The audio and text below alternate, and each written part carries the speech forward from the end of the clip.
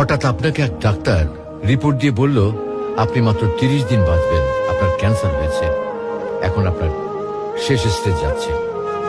এটা শুধু আপনি জানেন, আপনার পরিবার কিংবা বন্ধু বান্ধবরা কেউ জানে না। এখন এই রিপোর্ট পাওয়ার পরে আপনি বাসায় গেলেন। প্রতিদিনের মতো আজকেও আপনার বাবা আপনাকে বকাঝকা শুরু করলো, তোকে দিয়ে কিচ্ছু হবে না, সারাদিন কোথায় থাকিস, তুই অকাজের ছেলে, ইত্যাদি ইত্যাদি। এই মধ্যবিত্তের বাবার যেমন হয় আর কি।